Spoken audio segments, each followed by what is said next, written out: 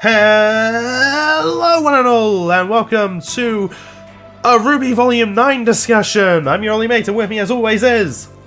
MaxN'Mate, and it has been, like, I don't even know how long, like 15 years at this point? Like, god damn. It's been 2, dude. Too damn long. That's 2 years too many. It should have been 2 months at best, and it wasn't. And now, it was frustrating. I missed this show, and now we don't gotta miss the show because the show is back. Yay! I mean, we did have some stuff to hold us over in Volume 8, well, after Volume 8 ended. Yeah, I know, but still, I wanted to see what happened when they fell in the big hole. Yeah, but I mean, we had to wait through Blake killing my favorite Attack on Titan character, which was awesome. RWBY getting a bomb-ass, a cool-ass anime, where they go into dreams. They got a video game, it was pretty dope, too. Yeah, so like... But wow, that was God, it really has been that long. Ugh. Anyway. Yeah, we got stuff. We did, but still, I wanted the show back. So did I. And we got the show back. It's back now. Yay, and I'm so happy. And it's in a significantly less convenient location to watch it, but we are still watching it. Yeah, because RWBY is now on Crunchyroll. Yep. Because it was the best way to continue the show at the quality level that we would prefer it to be at. You gotta do what you gotta do. Yeah, like, just make a Crunchyroll account, watch the show legally. Yeah, I just I just wanted to bring it up because, you know, it's a thing people talk about, and I get that, but like at the same time, you know, it's like friggin' whatever, man. You know, one place same as the other place, just don't have a Rooster Teeth account instead. I mean, if you have one, move it to the other. There you go. Yeah, like if you have a Rooster Teeth First membership exclusively for RWBY, well then just get a Crunchyroll account. Yeah, it's not that bad. Plus, you get a bunch of stuff, so it's all good.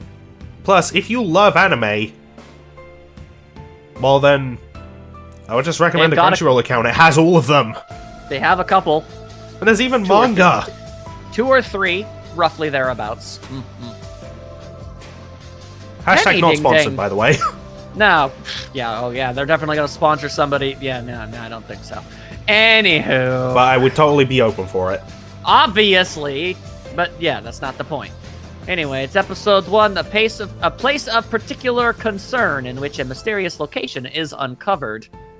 And we get the answer to our tearing question, which admittedly we already had an answer to because they gave us a preview like a year ago. But still, the point is the girls aren't dead. They didn't, like, you know, I know we were all really worried about the idea that they might have all died, but they didn't. I mean, we never really were, except for maybe like the first time we watched the episode. I think after like Yang fell and we established just like, okay, say that hypothetically was her death. That was such a shit way for Yang to go. What the hell? That's the joke. There's no way. Yeah, that's the joke. Obviously, they were going to be okay. But still, anyway, they fell into the big hole, and now we get to see what happens in the big hole. I mean, yeah. Do you have anything you want to say before we start doing the thing? Not much. Well... Alright. RWBY gets attacked by Neo. We still have some confusion about that. Yeah, well, I mean, basically, I'm pretty sure we sort of talked about the preview before, but we can get through it pretty easily this time, too. We basically get a recreation of exactly what happened from RWBY's perspective at the end of the last volume. But, you know, literally from her eyes. And which is a really cool perspective. Plus, yeah, really like, cool adding, like, the heartbeat and RWBY's breathing. Yeah, I like this approach. A good way to start the volume is just like, hey, remember when this all happened? Yeah. But then, without it feeling like a too long recap, I mean. Yeah, so just very quickly, that's what happened in case you didn't remember. We know it's been 2 years. Yeah. RWBY is floating through the, I don't even know what, looks like she's about to throw a key blast. Probably would have really helped her out against the fact that Neo freaking comes out of nowhere and decks her in the face because she's a jerk. Yeah. Also, like, Neo fell into this before RWBY. Yep. And RWBY fell into it at the exact same time as Blake. Yep. this doesn't really line up, and it's Nope. confusing, but then again, the Ever After is confusing in of itself. So, Yeah, but You know what? it's like there's some degree of consistency, but also absolutely no consistency whatsoever. you know what? I Um, made this joke in a video I still have yet to fully edit and upload. Yeah. It'll probably be after this, because these are significantly easier to do. Yeah. In which I say, and I quote, "It's the Ever After. I ain't gotta explain shit." Roughly thereabouts, yeah. I mean, this Put place that is on a obviously shirt, designed to be Ruby. this place is designed to be nonsense, Yeah. which is why Ruby washes up on Insanity Beach, and she has to go back up, climb the tower. You know how it is. And some weird ass starfish. Sorry, and two suns because it's wacky like that. Ruby, honestly, I don't remember there being a beach on Tatooine. Exactly. Wasn't all of Tatooine just wasn't that the sandy planet? Yeah. Yeah, so then they wouldn't be a beach because there's no. Yeah, fair enough.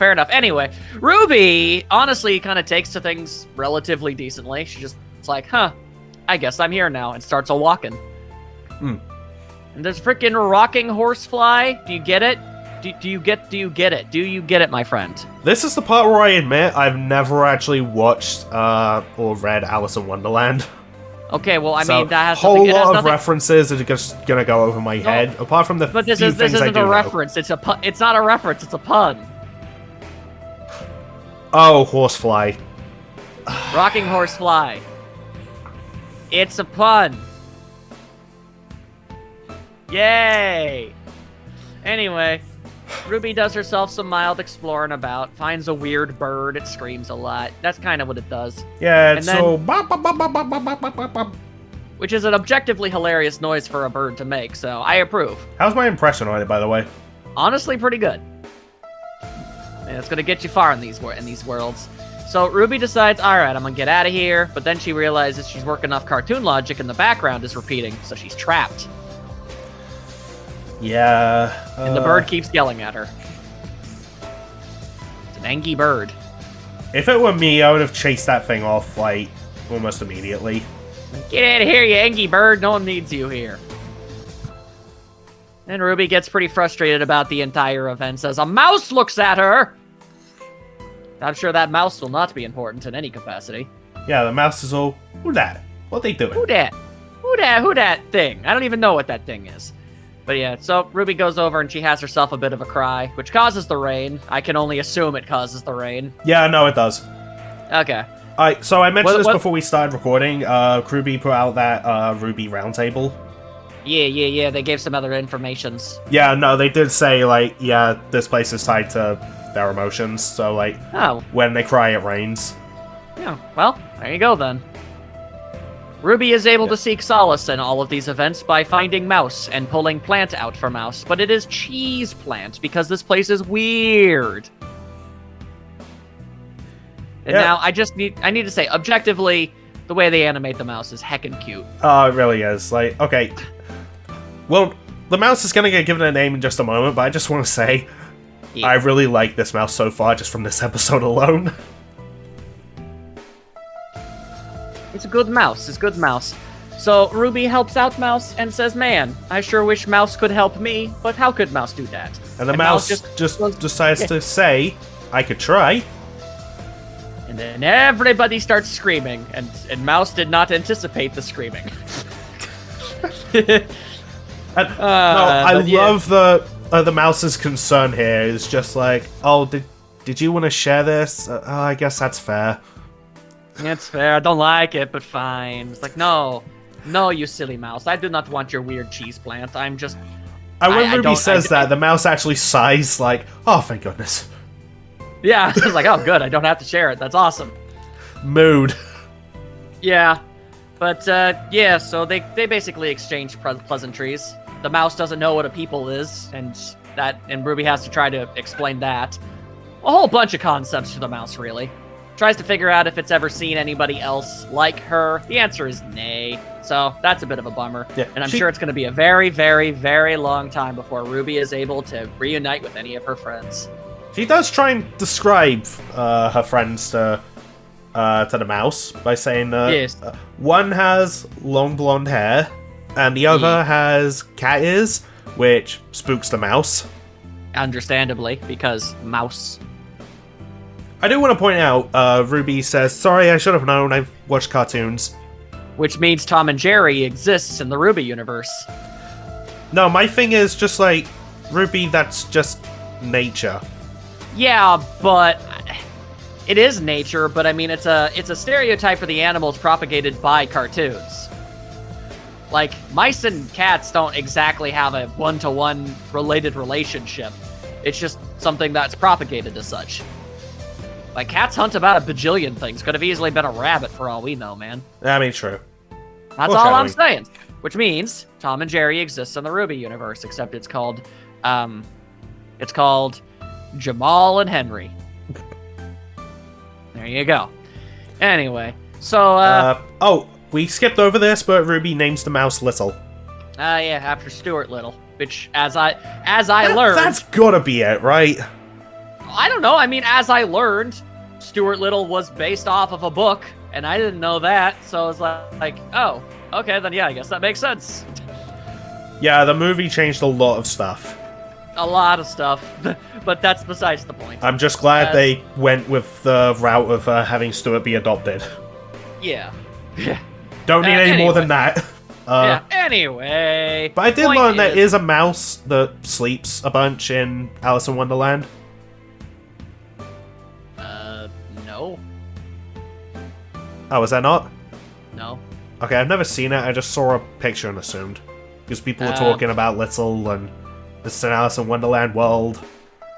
Not that I'm aware of. I mean, granted, I'm more familiar with the Disney version than I am the actual book, so I'm not the guy to go to for one-to-one information in that regard. Alright, fair. But, like... Anyway, so I assume basically... Stuart Little because mouse, Little... Mouse, Little, good enough. Anywho, so Ruby's all like, hey, yo, Mouse, do you know any other Mises? And he's like, yeah, I know Mises. He's like, can you get me to them? Maybe they've seen my friends. And they're like, well, I guess I could do that, but you could also get me more cheese? So they decide to do that. There's always a catch, isn't there? There always is. And so, as I said before, it'll probably be many episodes before any characters end up reuniting in any capacity. Oh, wait, whoopsie doodle, it's Best Girl time. Except not just Best Girl, it's Best Girls time. There plural, we go. I was going to say. It's both, I know, because it's both of them. It's Weiss and it's Blake. And let me tell you, I'm so happy to see Weiss again. And I'm happy to see Blake again. And she has her left arm back. Yeah, there you go. It grew back. Good for her. If you don't get that reference... Yeah, well, they should at this point. It's not, we're not going to explain it. Anyway. Oh, no, I was just going to leave it at just, if you don't get that reference. But then just continue. Ah, gotcha. So, Weiss is trying to subscribe some degree of logic to this mess. As they search for Gamble Shroud. Yeah, so basically saying, well, Gamble Shroud fell before me, but after you, and we found each other, so, I don't know, it's probably close by. Yeah. I have to admit, I would have liked to see the scene of them reuniting, but... That would have been really nice, but we did get the most important part. And not ironically, but mildly, oddly, this is the only one version of this kind of thing we get. I mean, granted, it would be weird if we kept getting it again and again, with every combination. But basically, Weiss and Blake, admittedly, they have like a small little moment together where they're just like, they're just legitimately really happy that, neither of them are dead and that they're together again. Yeah. Which is cute. They're cute. I like these girls. They're cute. And I mean, look, we have a godly adorable reunion scene coming up later. Yeah, I'll bet you do. Yeah, I don't think we need to repeat that for, every single time, one of the girls, turns up. Yeah. Yeah. It would get a bit much. You'd be retreading old ground, yeah, sort of thing. So, basically, Blake says that, well, we both survived, so, Yang and RWBY probably did too. And Weiss, while obviously happy about the idea of her friends not being dead, is obviously a bit forlorn because, oh man, is stuff going to be awkward when we're all reunited and I have to explain some things? Yeah, Blake does try asking, so what happened? And Weiss doesn't want to talk about it until they find the others. Look, And you know what? To be fair to Weiss, and I know I'm going to be doing that a lot, but to be actually fair, it's a painful thing to drudge up, and it'd be nice to not have to do it 3 separate times. Yeah. So it's best to just wait until the whole group is back together and then tell them all at once so that everybody can just rip that Band-Aid off, you know? I would be the exact same way. I'd just be like, look, I don't want to have to 100%. explain this like 3 separate times. Let's just get everyone together. So I can only relive it once, okay? Yeah, also, I just want to as an aside, I want to shout outs, because, you know, it's 9 times out of 10, it's usually the case. But I just want to point out the animation in this episode, because mostly body language. Because, I mean, well, first of all, Blake is just a never-ending fountain of expression and emotion when it comes to her kitty ears, bouncing and folding all over the place. Huge kudos to, like, whoever animates her ears. Mm-hmm. Like, but also, if you are listening, I love you. I know. There, I said but it. Also, there you go. But also, Weiss and her very subtle emotions are being read, like, just from the way she moves and clenches her hands together. It's just like, well, Blake can realize, okay, well, something obviously really bad happened. I don't know what. I guess I'll learn later. Not looking forward to that. Yeah. It's like, oh boy. So basically, something extraordinarily bad that she doesn't want to talk about happened. Oh, and I guess I just need to wait. That's now I get to imagine what happened. So that's gonna be fun. And Weiss makes a joke though. She makes a joke though. Yeah, because they find Gamble Shroud. It's in Big Pile of Ice. Yeah. And then Blake says, well, I mean, it'll be worse. And then Weiss says that she's low on dust. And Blake says, I wasn't actually asking for more bad news. And Weiss is like, oh. Yeah, I don't know why. That interaction, that whole thing is just cute. And how far these two have come. Yeah. Oh yeah, no, they're so super close. Amazing pals now, and I love that. But basically, this is Weiss is cute. The entire goddamn scene. Oh my god. Okay, so basically, Blake tries to pull Vine, it no work. Weiss tries to cut Vine, it very tiring, and then it just grows back, and Weiss makes cute face go, ugh, and I loved it. And then Blake tried to make herself a bit of a pole. She's like pulling down on a tree to try and grab it, and Weiss is smart. Yes, and Weiss does what is literally the single most adorable thing I have ever bore witness to in my entire life, and literally freaking cheerleaders for her. My god, it's amazing. Yeah, the only thing missing from here is just her screaming, "Go, Blake!" Which we all should be saying. We should. And then the vines attack. Although, I just want to bring this up because, okay, so I mentioned, like, sign up for a Crunchyroll account. I signed up for one, I gave you the login so that you could, like, use it and, yeah, watch RWBY and whatnot. Yeah, thank you. Like, we're close friends, we trust each other. I will not do a crime. Yeah, you better not. I will not do a crime! Yeah, and also, slight PSA, like, don't actually just, like, go around sharing your login willy-nilly. Like, just for everybody watching. Like, we're just, like, super close friends and trust each other. Special circumstances. Yeah, and we know, like, no one's gonna do anything bad with it. You know who else? You know who else would share their Crunchyroll account? Weiss and Blake. Oh yeah, I think Team RWBY would, like, not only Crunchyroll, but, like, Netflix, Disney+, just all the streaming services, they just share an account. Yeah, no, they just share it. It's easier that way. Anywho. Whatever the Remnant equivalent is. And yeah. I just want to mention, because this episode came out when I was at work on Saturday. Yeah. And when I got home, sat down, pulled it up, it started partway through, and the first thing I saw was just Weiss jumping, cheering. Okay, so those who don't know... Alright, no, let me explain. For those who don't know, when an account leaves an episode at a place and you come back to it later, it'll start where you left it.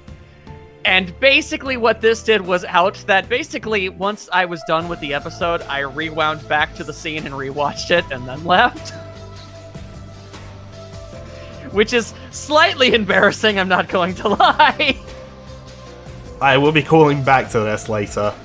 Oh no. Anyway. So, I guess the Mises control the vines, or maybe they're just capitalizing on... No, they must control the vines because they're able to get them out later. I don't really understand it, but anyway, some Mises, they catch them, and Weiss is like, hey, yo, these rats be talking, yo, and Blake's all like, hey, not really the problem. So, but then Ruby shows up, and Ruby ponders, because Little is taking a nap, and is like, hey, yo, don't be drooling on me. It's gross. But then she finds Weiss and Blake all tied up, and that's unfortunate. Yeah, does take a little while to do anything. Just saying, Ruby. She's processing the information. Yeah. And then Little's all like, "Hey, they found your friends." Well, and then she Little screams about a specifically cat. points out, "Oh, hey, your cat friend."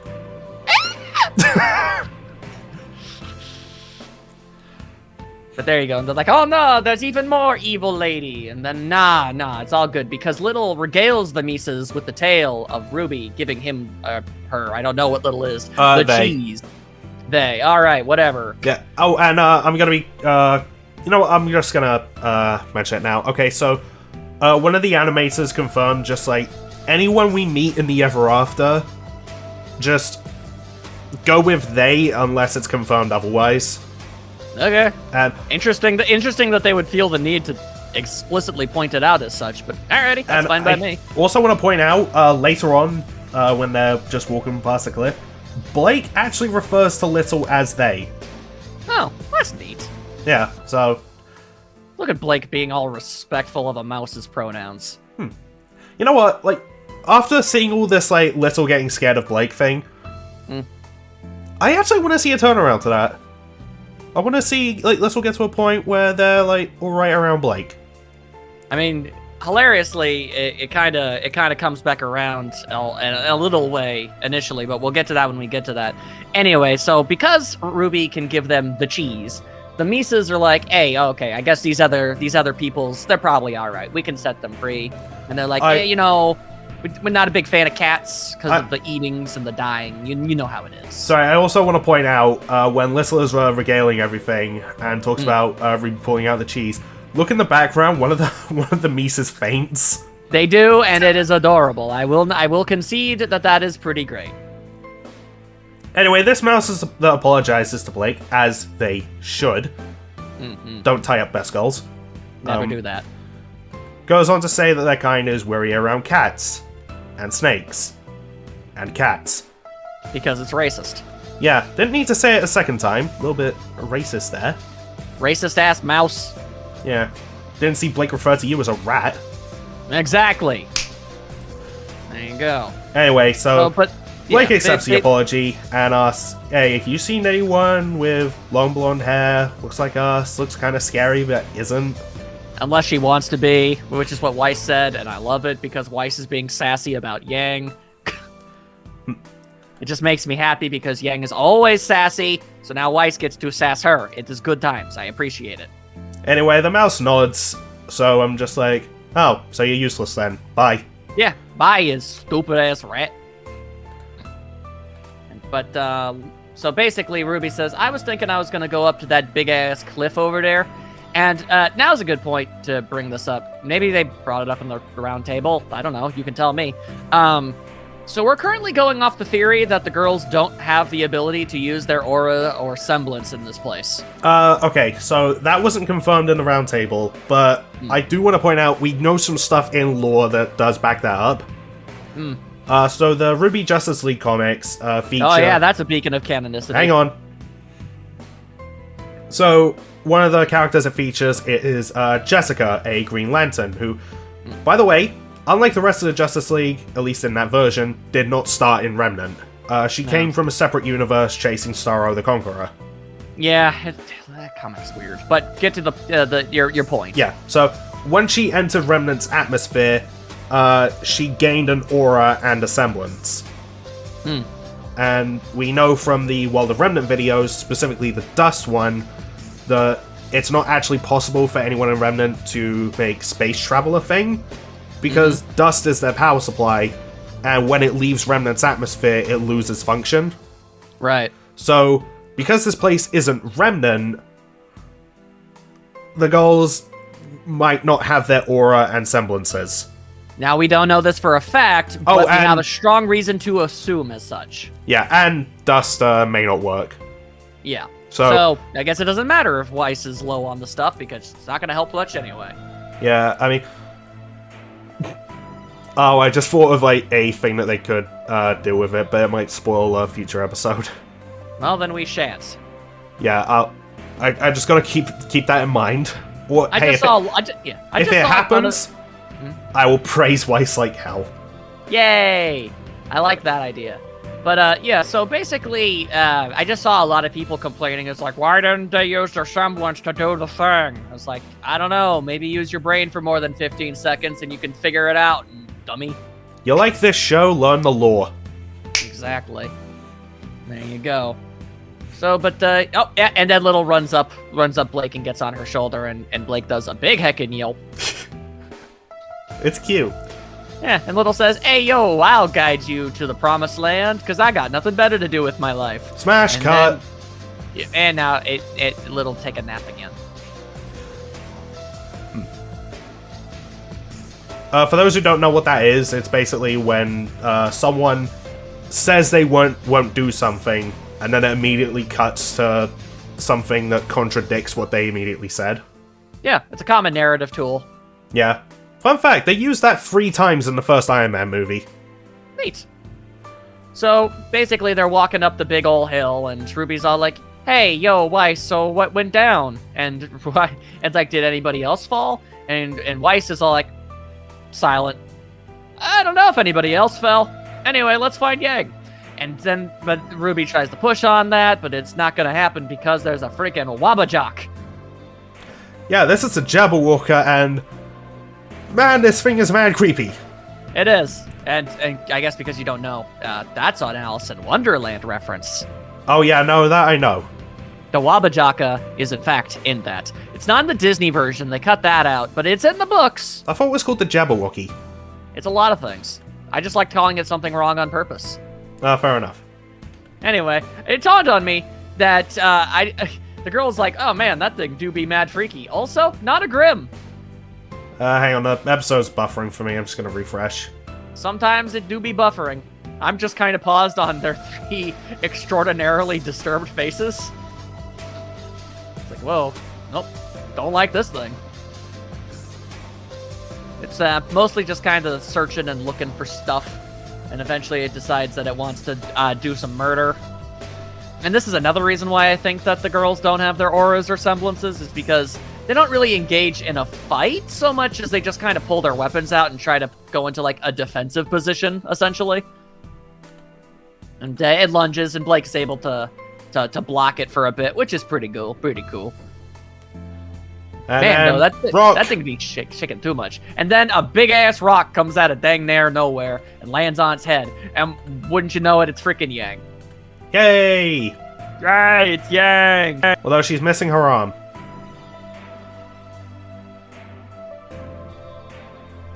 So, that's worrying.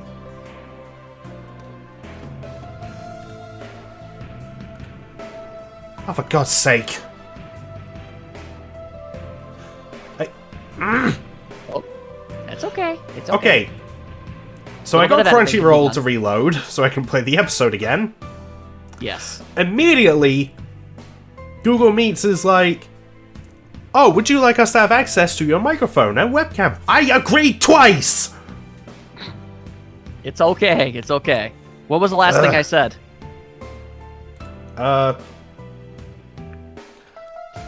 I think it was, it'd be Yang, and I was like, yay, although she's missing her arm. Right, I didn't hear that part. Okay, so... Okay, then we'll just go back to, the point when a rock gets thrown. Yeah, no, we, talked about that. Yeah. Okay. And apparently Yang has, like, some kind of history with this creature. I don't know. I guess they got into a confrontation at some point. Either way, Yang really does not care for the thing. And it decides to run away, which I find really interesting. Because, so, look, so the Wabbajock is all like, I see a Blake and a Weiss. and a RWBY, but she doesn't have a weapon. But the point is, it sees Blake and Y's like, yeah, I'm gonna attack those. But then once Yang shows up, it's all like, oh no, now I am threatened, and now it decides to leave? Rude. I mean, it's 3v1. Yeah, but it was 2v1, and it felt confident then. I mean... Yang's only got true. one arm! She is not as capable of fighting at this exact moment in time, so really, it's 2.5. I mean, I guess. Have you ever seen Yang kick? Don't answer that because I know the answer is yes, and I realized that as I said it. But that's not the point. Shut up. Anyway. Any ding dang way.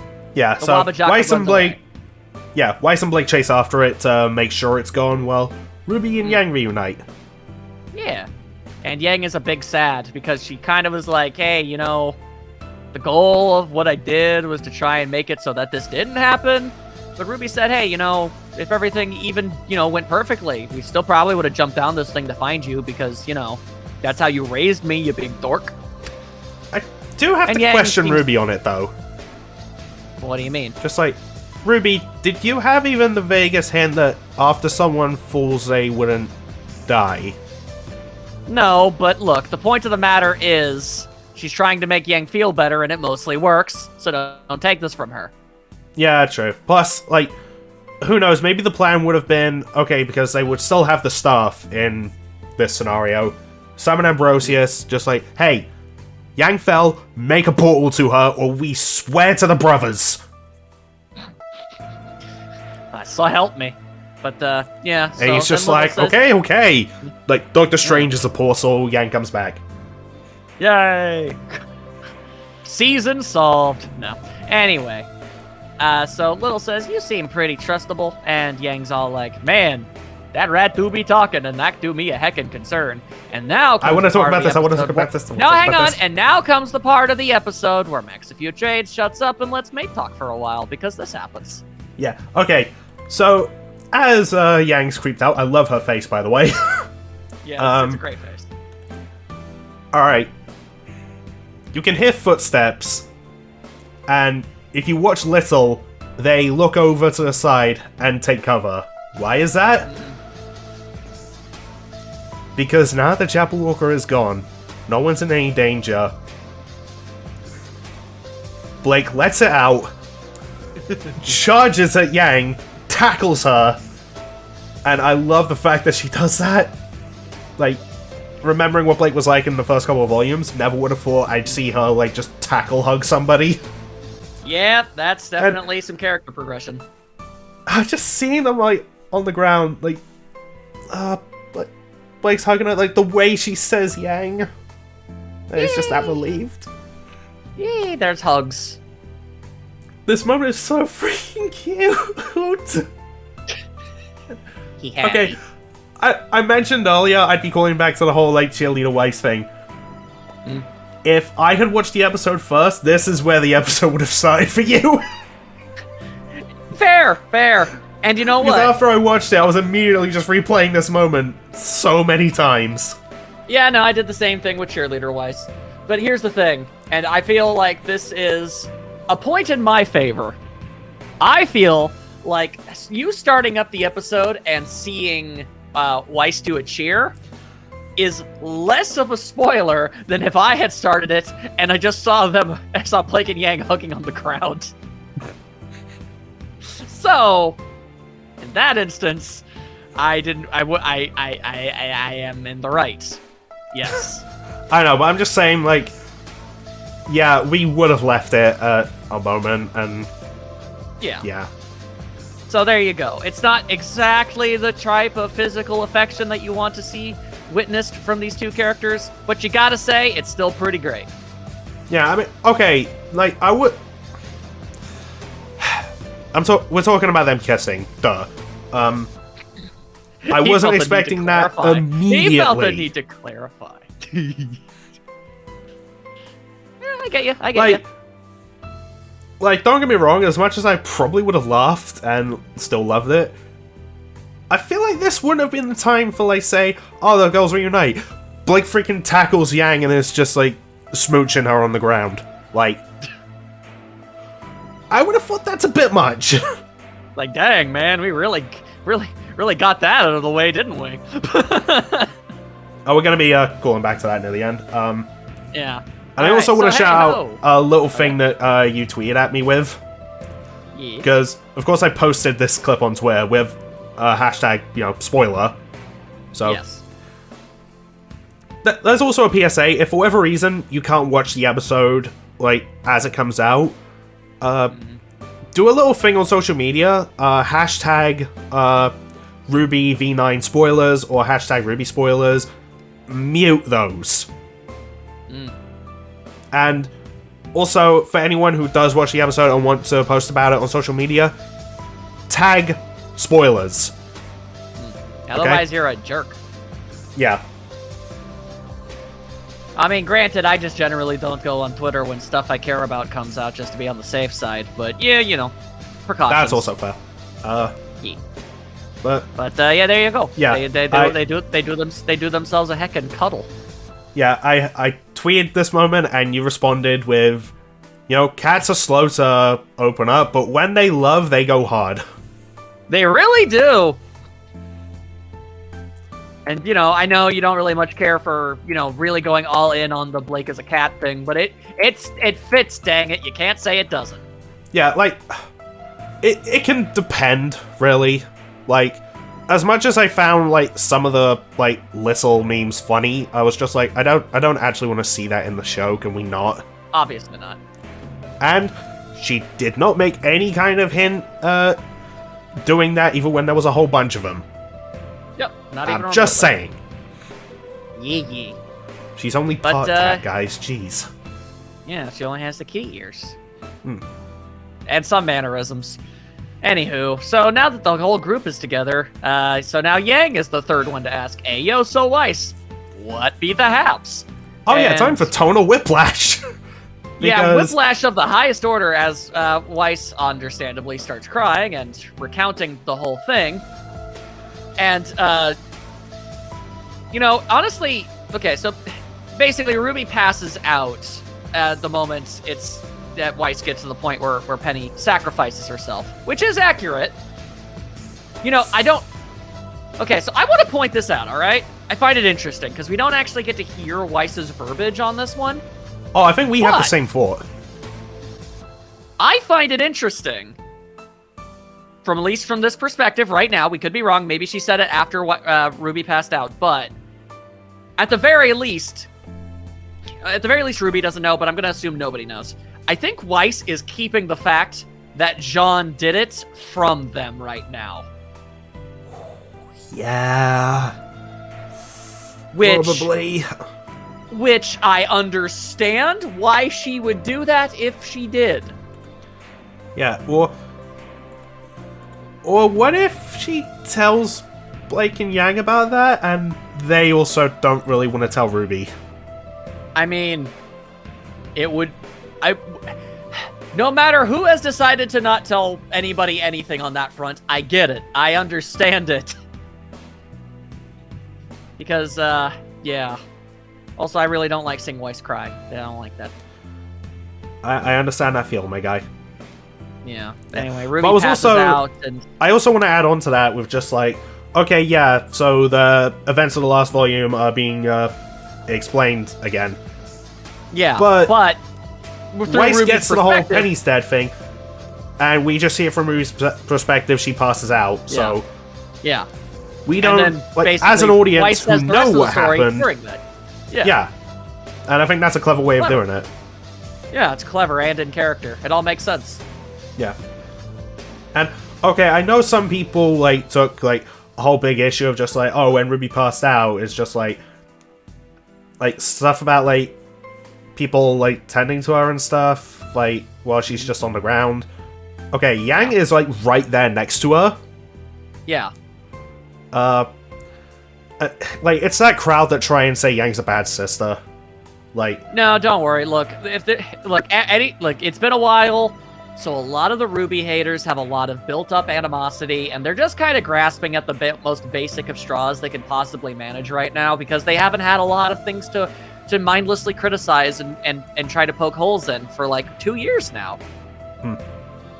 So, they're just being pedantic jerkwads. Don't pay attention to them. Yeah, they're not worth it. No. Anywho, so but you know what is worth paying yeah. attention to? Little fanning Ruby with a leaf. Yeah, Little was helping. I love that. Look, they've sold me on Little from this episode. Yeah, Little is friend. If there's a way we can bring Little back to Remnant, can we do that? Well, here's hoping, man.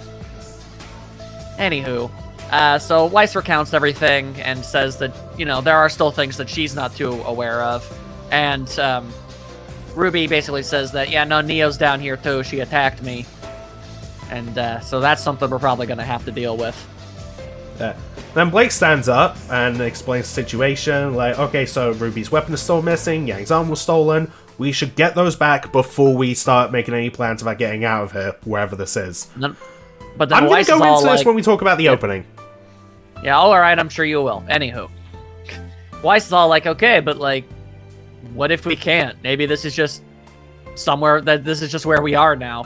And Yang ponders, well, maybe we're dead, because admittedly she thought she was until she ran into them, which is an understandable thing to perhaps come to the conclusion of. Yeah. I can't say I blame. I mean, there is still that theory about this place being connected to the afterlife in some regard. But it could. We don't know yet. Yeah, but we'll get answers eventually. But Blake says, nah, I don't think we did. I think we in a fairy tale. And then we see all sorts of majestic, silly nonsense on the horizon. Yeah, there's like a red forest with a castle, there's Candyland, there's a forest with a whole bunch of mushrooms. I'm looking forward to World 4, because that's the Candyland level. And I want to see them in the Candyland. So yeah, they're probably going to have the center. Yeah, they're probably going to have to head over there. Probably, I don't know, Yggdrasil or something. Yeah, they're going to have to get at the top of the tree for some reason. Yeah, probably. Anywho, that's pretty much the whole dang episode, because now we've got the intro. Mm-hmm. It's a good intro. I like it. Oh yeah, so do I. Also, first... It's like, in case you were wondering, when you're watching the intro and the first thing you see is like, oh, hey, Jean is here. Cool. And he's crying with a broken sword with blood on it. Yeah, that's less cool. Oh, boy. So, yeah, we don't know where Jean is, and most unfortunately, literally no member of Team RWBY is aware that Jean fell down here. I know we're probably going to see him again, obviously, but still, it's unfortunate that they don't know that. Because boy howdy is that lad going to be going through some stuff, and he sure could use some friendship to maybe try and get past all that. Yeah. I mean, I have a theory on him, but we'll get to that. Alright. So, but we also see Neo and the other girls, and they all seem pretty resolved, like, we're going to get out of this place, and RWBY is looking substantially less optimistic, because you get all these really cool shots. Weiss first, because... best girl. We see these shots of the girls walking, and they transition through all the different outfits, and it's cool, and it's all shiny and neat. Yeah, just throwing this out there, Weiss and Blake start off pouting in both Beacon and Mistral. Yeah, because that's when they were full of their angst. Weiss is smiling at the Atlas outfit, and I love Blake's smirk. Yeah. She's all sassy about it. Yeah. Meanwhile, Yang is smiling the whole time. Because that's how the Yang do. She had some troubles, but she got through them. She's alright. Whereas RWBY starts off really happy and progressively gets so depressed that she doesn't even really do the whole bit. She's like, guys, I'm not really feeling this right now. And then we see just a shot of her looking up, and a tear falls from her face. Well, actually, not just one, a bunch. Yeah, she's crying a bunch. Yeah, oh boy. This is gonna be a rough volume for RWBY. Yeah, and then we see some Misas, and then we see some other things like there looks to be maybe somebody kind of human-esque as a forger, like a blacksmith or something in the background. So that maybe that's something there. Yeah, I had a theory on that person because in all the promotional stuff they hide that person's face. Huh. Yeah, and okay, we do see them, their face later in this opening, so I'll talk about it when we get there. All right, and then we see a chessboard, and it's basically it's either the Red Queen or the Queen of Red or the Queen of Hearts. In the book, there were two queens. In the movie, they basically fused them together into one character. I'm not 100% sure how they're going to go about it in this. We'll obviously find out in time. I assume it might be the Red Queen because, red chess pieces and everything. Yeah. We also get the cat eyes, Cheshire Cat, so that's something. And then we cut. We go to basically Team RWBY following some sort of mystery silhouette gal. And they progressively go through a bunch of different, kind of pop-up book type situations. There's a guy who's literally just an emoji face, and I don't like them. I do not care for them. But with each new page going by, RWBY is less and less into the whole thing. Yeah. Even though the others are running and eventually sprinting. Okay, this is where I want to call back to the whole Blake laying out the situation thing. Because notice how in all these, Blake is the one, in front of everybody. Well, except for the silhouette girl. It starts with Yang. I know, but, it's Blake for the rest when they really get going, okay?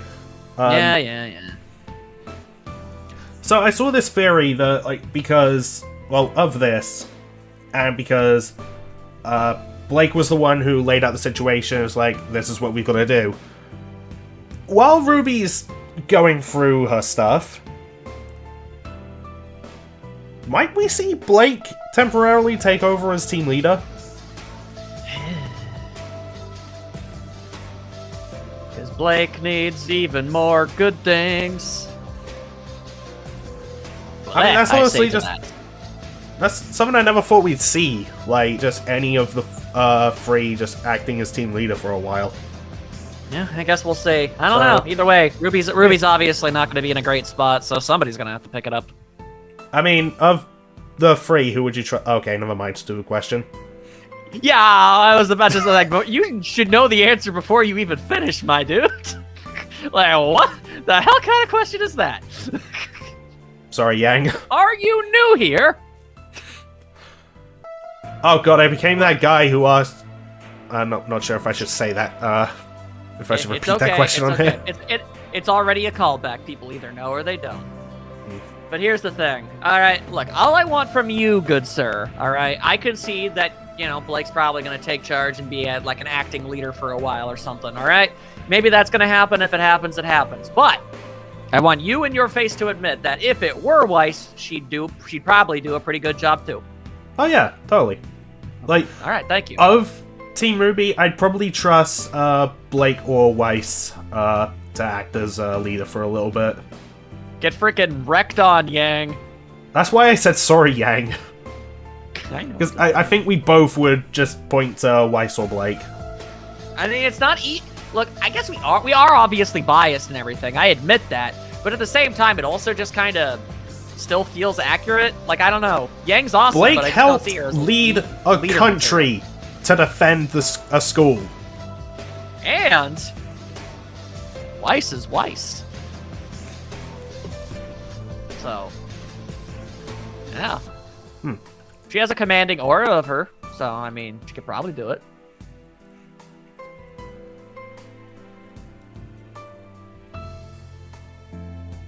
Anyway, that aside.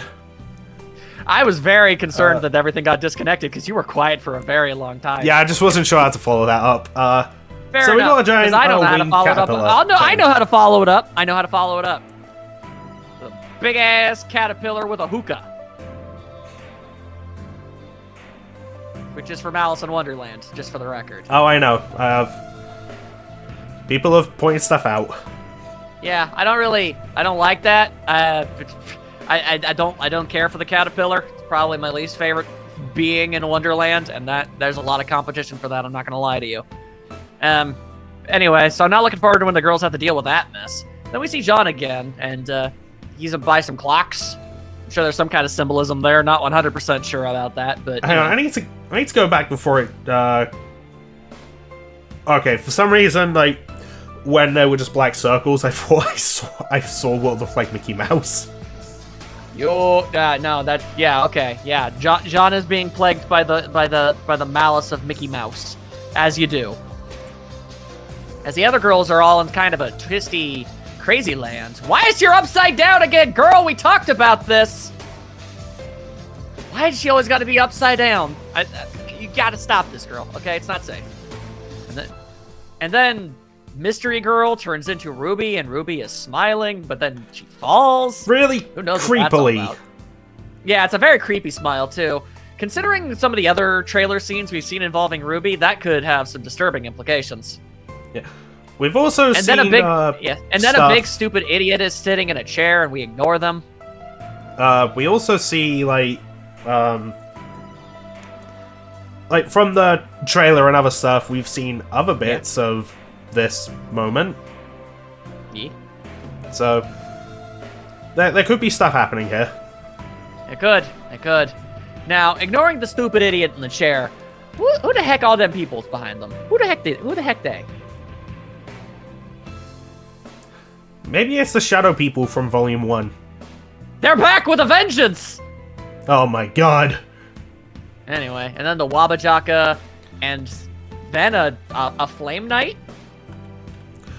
Oh, hi, Jean. Yeah, probably. Yeah.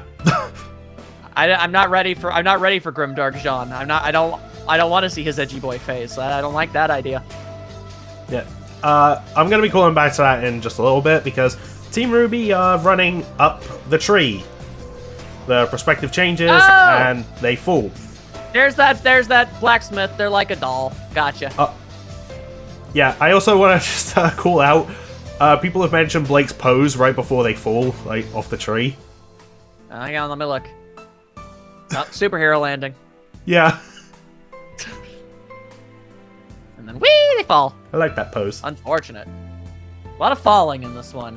Yeah. And then there's okay, some lady. She's probably so not the more. night we see them with, like, a steed. And, look, the armor is, like, eerily similar to Jean's. The steed is very clearly part rabbit. Yeah. Jean has a whole thing with rabbits. He does have a thing with rabbits. And I believe we see a shot of this rabbit in the trailer, and we can see what looks like Jean's foot. So, I feel pretty confident that this guy is Jean. Like, I don't know, maybe, like... Oh, no! Oh, very, very, very. Wow. I'm just gonna... Oh, yeah, the blacksmith we see, who's, like, Yeah. a doll-esque. Maybe that's who made they the helped helmet. Jean. Maybe. Jean's all like, I've been going through some things, and I need to be edgy this time. And then she's like, say no more. And souped up that style. So, I mentioned I had a little theory on this person because, like, of their face being hidden. But do we see them here? What if that's a mask? It could be. But why? What does this prove? Okay, so we still don't know what happened to them. Like, not exactly. Who? Whom? What if this is Summer? Summer is the blacksmith? That's just a thought I had, because, like, in all the promotional stuff and this opening... What's your basis? Well, I'm just thinking, why would they hide this person's face? Well, I mean, assuming that's not just their normal face. Yeah, assuming it's not. But also, it's just like, we still don't know what happened to Summer. True. So, this could be a thing? Maybe? Maybe. I don't know. Like, I'm just basing it off of thinking, like, the face is like a mask or something, but that doesn't really explain the rest. So, I don't know. It was just an idea. Fair enough. But yeah, and there you go. That's episode 1 of Volume 9. It finally happened. The legends were true. Oh yeah, we didn't talk about the mystery girl much. Who? I think people have named her Alex. Alice. What? Alice, like, one of the two. I'm going to check the credits because there was an opening narration. there wasn't. About this being the story of a girl who had a lot of problems. Yeah. I guess we can... I mean, gonna have to be more specific. Yeah, I mean, all of them have problems. Okay, it just says female voice. Better not be talking about no-name McNew girl. Ain't nobody care about her. Yeah, it just lists female voice. Female voice. How dare they plan ahead in such ways. Anywho, I mean, quite frankly, there's not really much more to be said. We don't really... Not 100% sure how things are really gonna go. It's all just kind of conjecture. So, I don't know. What else is there to say? We just have to wait for the next one. Yep. Shall we do predictions and hopes? Alright. Sure, why not? Like, what do we hope to see out of this one? I mean, I mentioned one already. Yeah. Blake and Yankees.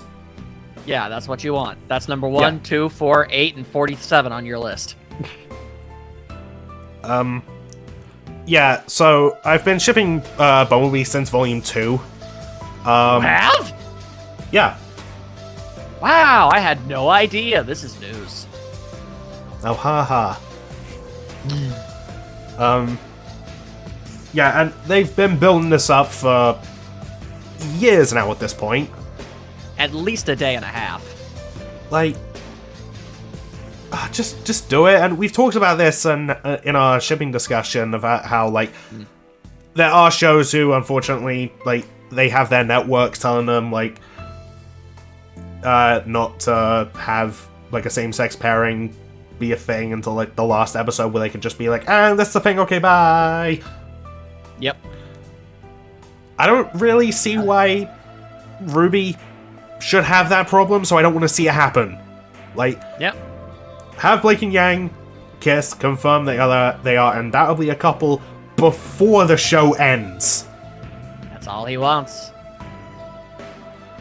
And I remember talking to a friend about this who said, like, that it's owned by Warner Brothers, dude. Then explain Harley Quinn and Ivy. Yeah. Also, I don't think Warner Brothers has anything to do with anything. So that's a dumb thing to say. That's it. But anyway. I'm just throwing that out there. That's stupid. Yeah, I don't want to see, like, RWBY repeat that, and I also just want to see that relationship, like, happen and develop, like, as the show progresses, admittedly through a war, but we'll cross that bridge when we get to it. Speaking of,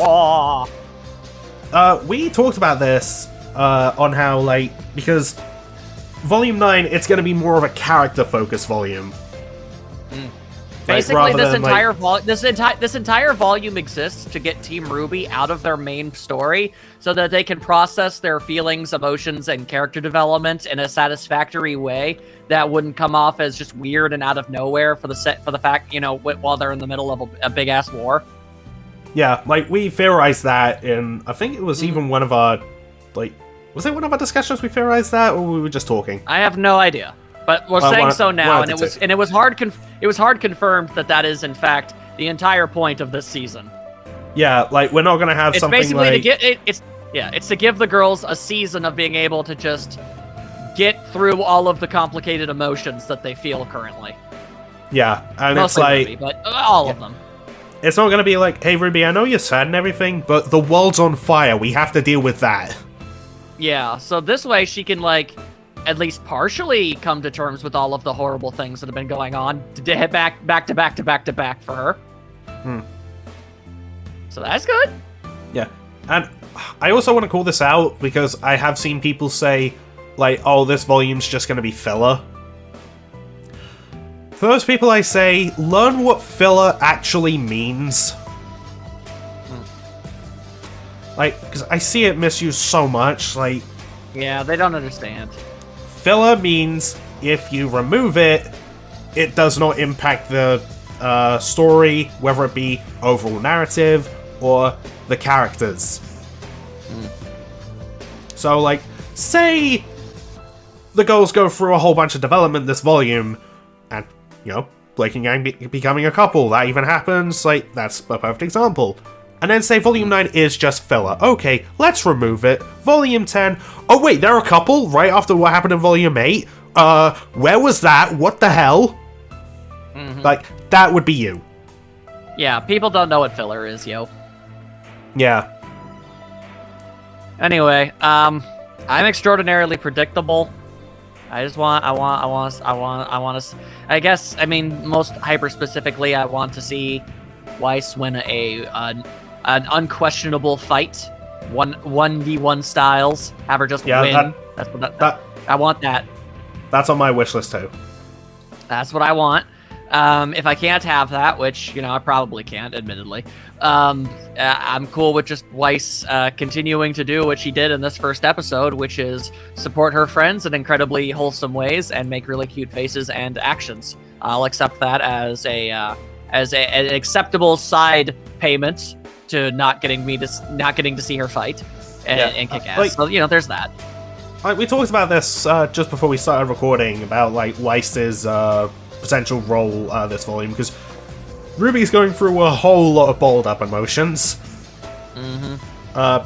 Blake and Yang, get on with it, okay? Yeah, they've got their own different emotions to work through. Yeah. So I was wondering what is there for Weiss. Well, we've always talked about how like she's the ultimate support. She is. That's her whole thing. So yeah, what if that's what she's doing? She's gonna be the greatest teammate ever. Yeah, she's gonna like help Ruby like get through everything that she's going through. She's gonna be, I don't know, Weiss or Blake's or Yang's wingwoman. Weiss is her own wingwoman. And hey, if it happens, I want her to be like just watching it and just sighing to herself, finally! At long last. Have her be oh, you know what? That's the thing. Have Weiss be sassy. More sass. That too. And well, also sass. Because she knows like what Jean had to do, help him through that. And also perhaps maybe help mitigate the extraordinarily large amount of conflict that could very easily arise from the fact of Ruby learning that John had to murder Penny. Sorry, they're both P's with red. You have to forgive me. Yeah. So like I don't know. So now, I feel like Ruby wouldn't hate Jean, but I feel like she would probably I feel like she feel would a lot of emotions at the moment. Yeah, she'd feel a lot of emotion. Maybe snap at him, and maybe get a little angry at Weiss because she knew and didn't say anything. Yeah, because she and knew is defending Jean. Yeah. The situation made sense at the time. Penny asked him to do it. Dark. I don't like thinking about it. Ugh. Worst part is we're gonna see one of Penny's swords later. Yeah. Because it also. Oh wait, how does that work? By the way, I have no idea. How does anything in the Ever After work? I'm just saying, Penny's like her weapons. Like, I guess maybe she made it out of something. She made out of like some crystal or something that she pulled out of the ether. I guess I don't know. I guess Cinder can sort of do that too, but I always thought it was like superheated glass. Anyway, I was just wondering how that worked. But I guess I sort of answered it myself. Yeah. But yeah. Plus, the maidens are magic, so like. Yeah, that's true.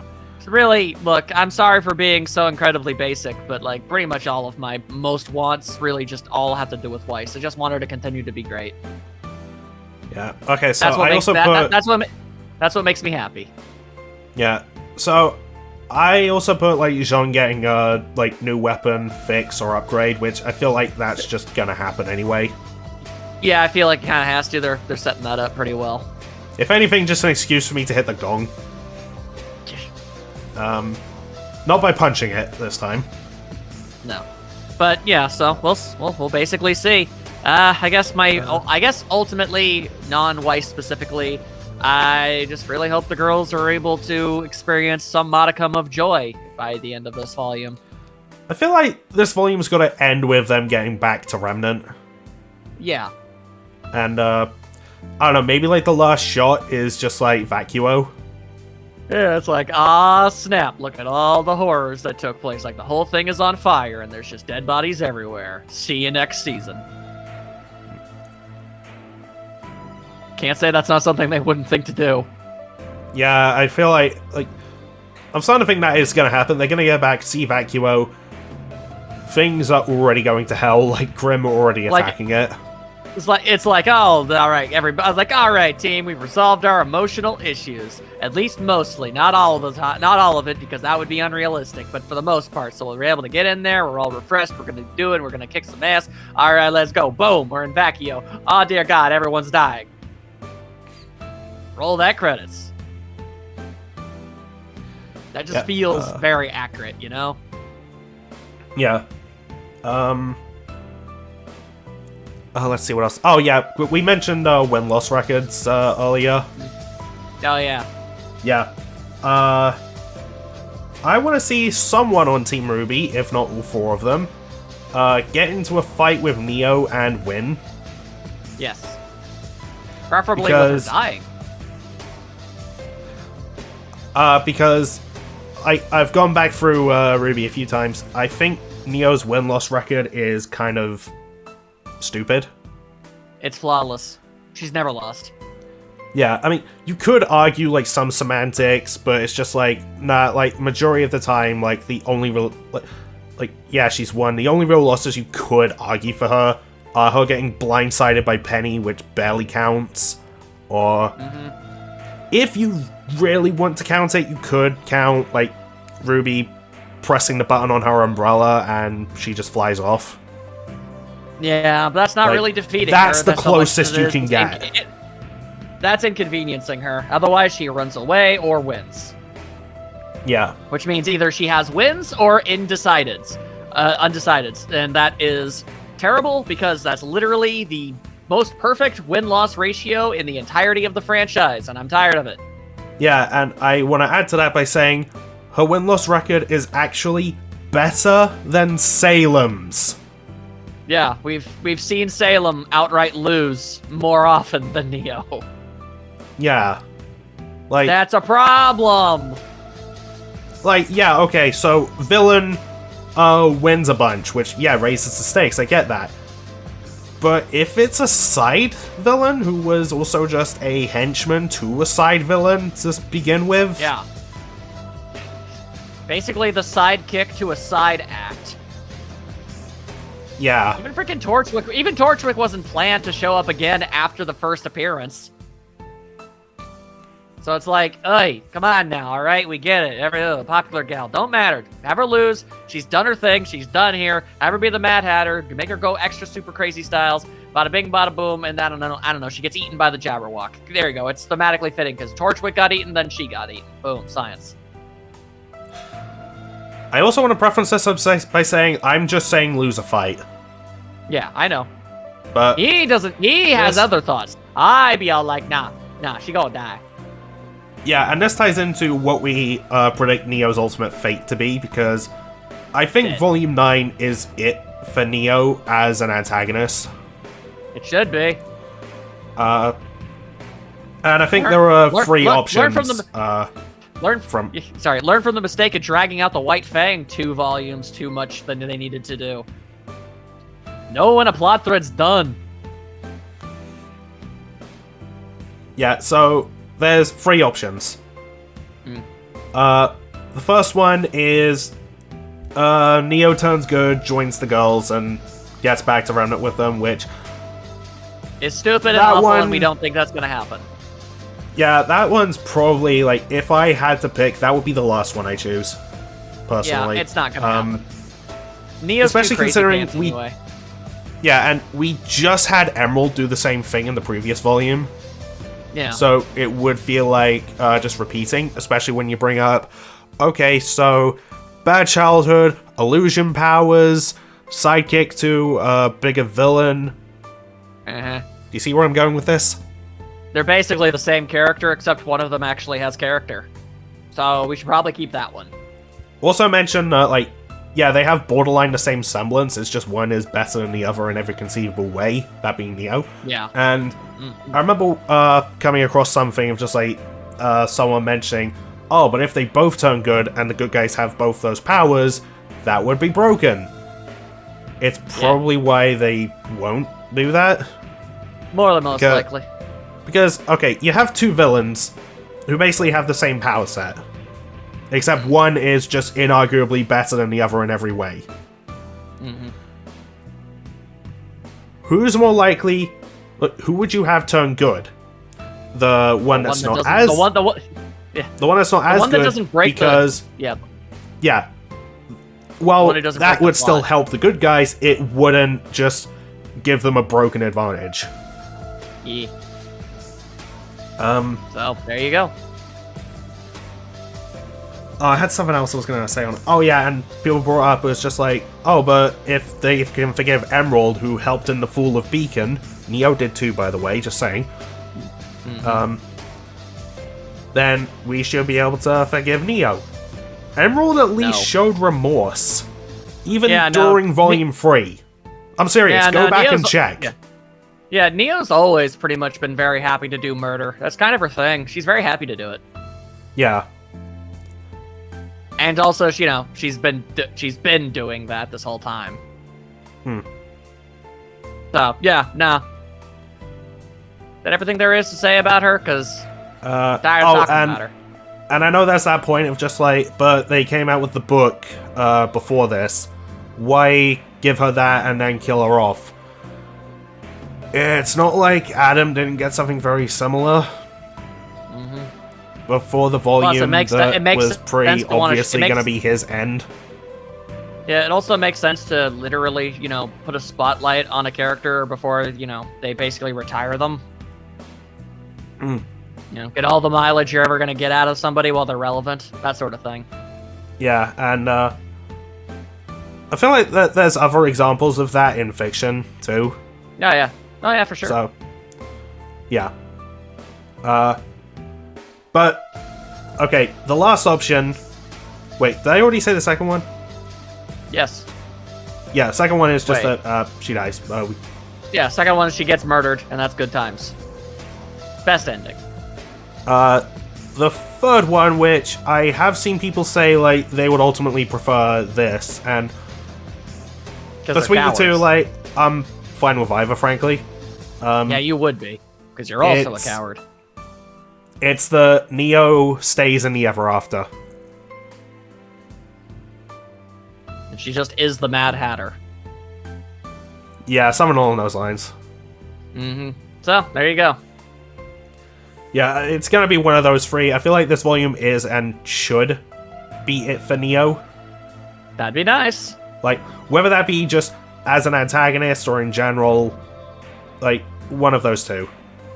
The point is, we got enough villains. We can afford to lose a couple of them now, alright? Yeah, like, we still have Mercury, who, like, to be honest, if there's gonna be another turncoat, I feel like it's gonna be him. Yeah.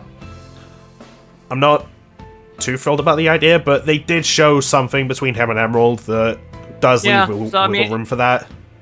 Yeah, at the very least, it wouldn't be literally out of nowhere. Yeah. Plus, I don't really want to see, like, every single villain just, like, have a redemption arc, because not every villain needs that.